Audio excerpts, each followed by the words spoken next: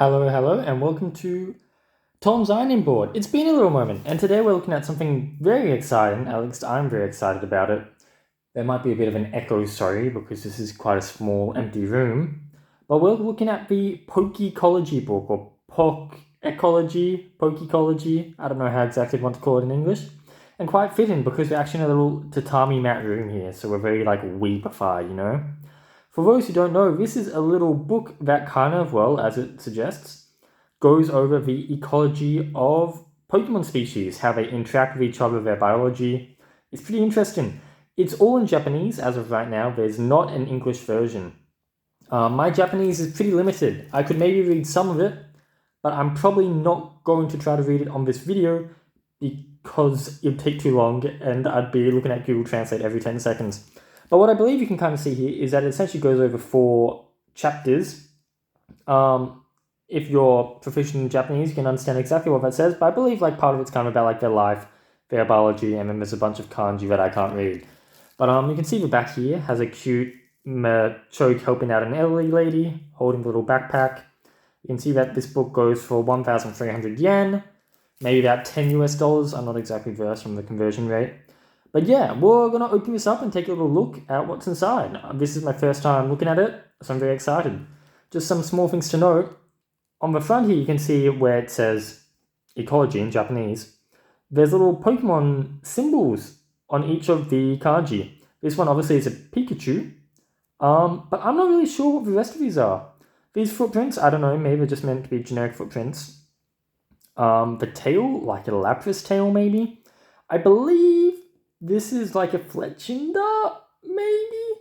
But if you know, I'd be interested to know. But you can see lots of other cute Pokemon on it. You can see Victreebel hanging out with Raticates. You can see a bunch of Piplups just having a party. Reshiram, for some reason. I'm very surprised that we're actually learning about a legendary's ecology. Pikachu hanging out in a Pelipper's mouth. Dendene getting a bit close to somewhere it probably shouldn't be on a Jolteon. And if we open up the plastic, we also see Torterra hanging out with a bunch of grass Pokemon on its back. If we open up the plastic, we'll hopefully get a better look. But yeah, let's have a pop into it. And if you've been playing Pokemon ZA, because this is right as ZA comes out, let me know what you've been thinking of it. I've seen a lot of pretty negative talk about ZA, but personally, I've been enjoying it. So I wonder how you guys are feeling too. You know, it's not like the most perfect game ever. Yes, there's room for improvement, but I have been enjoying my time with it, and at least from the fun I've got in the first 5 hours or so, I reckon I'm going to be pretty content with it. Even if it is room for improvement, it will still have been a fun time. So in that part we were hiding, we've got the Torterra, but we also have a little Farigiraf and also some Ponyta. It's kind of interesting. It shows the different running styles for Pokemon, how a Ponyta runs and how a Ferrarogriff or whatever it's called runs. So let's open it up then. Okay. Oh, this is really cool. So the thing about Japanese books is they usually have this plastic cover protector and then an inner case that tends to be less colored. That's really interesting. I know it's literally just the same picture, but without color. But that looks really nice. Let's remove the plastic so that I can flip through it more easily, and let's take a look. It's kind of interesting. It's got these yellow stains on it. I swear that wasn't me. That's a purposeful design choice. Pokécology. There's a lot of pages to this, so we're probably not going to look through every page one by one. But I just want to take a somewhat of a flip through it. So yeah, here's Reshiram. What's that saying? Can I understand that?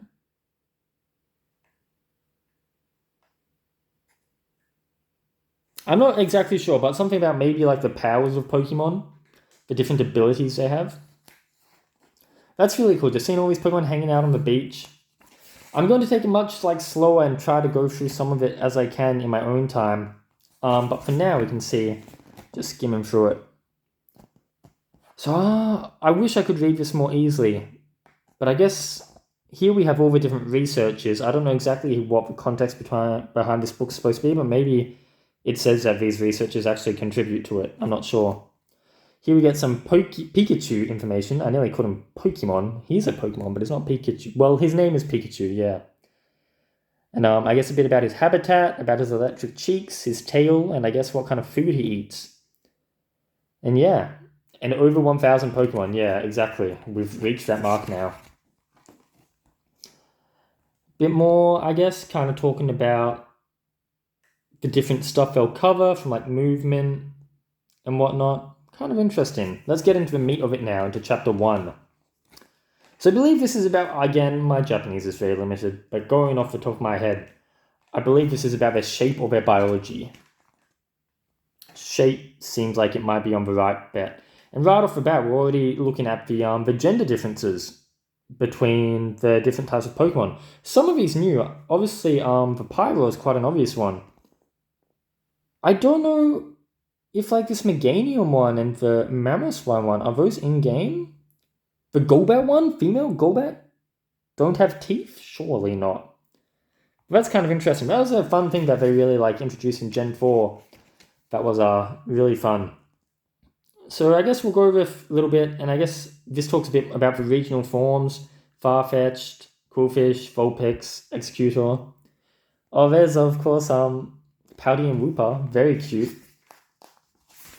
So I'll maybe go through the first few pages of each chapter, and then, yeah, because obviously if I go through every single page in this book, we'll be here for a while. Does it have a page count? Let me quickly check. So it seems like it's about 160 pages of proper content. There's some more forms, even some legendaries we see it talking about there. For Rotoms, that's a very cute graphic. Castform, if anyone's been taking part in the EV Expo Game Jam, you've seen lots of Castform recently. Oreo. So yeah, a lot about forms, about bodies. Let's see what's next. So I think this is about like their lifestyle, I'd have to say, or how they live. Yeah, and that seems to be kind of accurate. We can see, this is something I love. We can see Trapinch burrowing into the sand there. Scorpy doing the same thing. Corfish and, God, they really tested my knowledge of all the Pokemon names. Stumpfisk, Quagsire. A ghost Pokemon visiting a kid at night. That's not at all creepy. Aggron digging some tunnels. More, even a Meltang, I guess, like collecting metal objects. Very interesting. Let's skip ahead a little bit, see what else we can see. Very cute little, what's he called? Not Puffins. Not Pillow-Swine. Not Snowrunt. Oh my god, am I really a Pokemon fan? Swinub! Why am I like that? Heracross eating a tree. If you watched the anime, you saw plenty of Heracross eating Bulbasaur. A bit weird. Oh, that's so cute! I love the little Helioptile doing like photosynthesis, I guess. Again, I can't really read what it says, at least not quickly. But I'm guessing that's kind of what it's saying, that it gets energy in the sun. It even has, one of its abilities is solar power, which is cool. But the reason I said Ultra is because look in here, we can see a little bit of that Ultra Beast. I guess we're in a Lola here. It even says a little thing about Ultra Wormholes here. I'll have to read that in my own time. Let's skip a little bit ahead to the next chapter. Let's see. Oh, this chapter's quite big. Wow, okay. There's actually, let's show this quickly. This is really cute. Look at that Jirachi. I've never seen that graphic before with like the sleeping in a crystal. That's really interesting. I did not know that. I've never seen that before. That must be from anime or something. That's really cool. I wish I would have used that in a fan game that I made. Okay, next here we have this one, which I guess is about like how they live together, I guess. Like there's a word for it, like symbiotic relationships. We can see the Trussels hanging out with the Hippodons, the Skrelp kind of feeding on the excess seaweed, I guess. Remoraid and Mantine was like a very famous one, everybody knows that one. And a beautiful picture of a forest with lots of Pokemon living on Torterra's back. Looks very nice. They love Alola in this book, don't they? I feel like we've had so many like specific Alola pages. I guess all kinds of... Oh, that's nice. It's showing like Dragonite saving a drowning Pokemon. How the hell did you get there, buddy? How did you get there? Sounds like you got yourself into that mess. Oh, look at that. Even talking about like these kind of like legendary pairings. I guess if you're talking about Pokemon that have relationships with each other, they're a very obvious one. Legendary duos and whatnot. And Necrozma and Solgaleo and how they fuse into forms.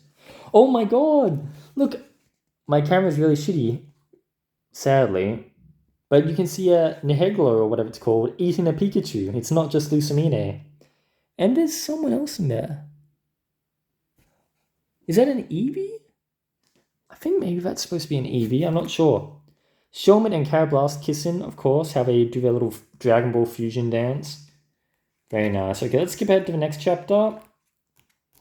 Quite a lot on this chapter about the way the Pokemon interact, which is quite nice. That is fun. Look at that. Okay, and 4. I forgot what I had to guess. Oh, this must be about running styles. Yeah. Maybe. Or like movement, I guess. Like I know some of the kanji in there. And that's all the different ways Pokemon move. We can see Onix going through the dirt. Galarian Zapdos, very funny one. The exploding Pokemon, holy shit. Why have I just forgotten every Pokemon name? Voltorb evolves into Electrode, that's it. God, what's happened to me? Of course, Brambleghast rolls around. Lots of rolling Pokemon, I guess, is the idea of this page. Sophia, of course, if anyone's played Scarlet and Violet, they remember that weird cutscene where the Sophia just rolls down the hill. Pokemon that, I guess, propel themselves. I've never thought of a Pupitar moving like that, let alone a golem fighting itself off into the sunset. Very funny. I guess the different ways are like a sand / burrows, depending on what kind of it is. I guess obviously digging through dirt and digging through snow is a completely different matter. The different ways that the different crab Pokemon walk. Clorf is in a straight line, but Kingler is a more typical crab. Oh, look at this. Look at all these flying Pokemon. I love the Jet Dragon. Garchomp. I wonder if they have Gyarados in this book, because I always found it interesting. Obviously, Gyarados is a flying type, but you see Gyarados and you imagine it swimming, but in so many games, they just make Gyarados fly above the water. It's kind of odd, in my opinion. But it is a flying type. Look at that. Look at that. These pictures are just really nice. Crobat attacking an Ursaring at night. Yamega doing God knows what to that poor man. Bravery and History and Bravery, very nice. Ultra Wormholes. Very nice. So many nice things. I guess more specifically about the different wings here. Wow, like a wing profile of all the winged Pokemon and how they're slightly different. I'm sure if you can read it, it kind of explains how they propel themselves using it. Like, there's no way in hell that you're propelling yourself with these wings that aren't even attached to your body, are you? Unless it's some like Monster Hunter level ecology going on here trying to explain it. And of course, all the water Pokemon. We haven't even touched on swimming yet. But yeah, there's a lot. I think let's wrap around. Oh, look at Lotad. That one's for Kenny. Let's wrap to the end of the book now. So I guess this is a final message. I guess this is talking about the, inspiration, the Galapagos Finches, about how this kind of stuff can tie into real life, or how it comes from real life ecology. I guess we've got a little notebook you can do your own study. That's cute. Study a Grovyle and Tropius and Lotad, different grass Pokemon. There's more of a dictionary here as well, in alphabetical order, because apparently screw you to anyone who learned the Pokédex numbers. Seeing it in alphabetical order is so strange. Not like not Australian, as if Australians invented English. Not the English alphabet, but like the Japanese, the way they order the A, I, E, I, O, U stuff. Kind of interesting. I'm guessing this is actually like every Pokemon featuring its type, weight, height, and Pokédex entry. I think I already said Pokédex entry. But really interesting. That is Pokemon Ecology. That's about a $10 USD book. I feel like that's pretty worthwhile, and I was skimming through that very quickly. If you're interested, I believe there would be ways to import it, probably for a slightly elevated price. So if you want to take a holiday to Japan, keep an eye out. These weren't like low in stock, at least when I saw them. This came out about like 3 months ago or so, I believe. And there are still plenty on the shelves. Just saw it, I was like, yeah, looks good. I remember reading about that book coming out, and I'm super interested in actually getting it for myself. Super cool, fantastic art. A little bonus, some other stuff I've had while I'm here, is I got my pre-ordered copy of Pokémon ZA.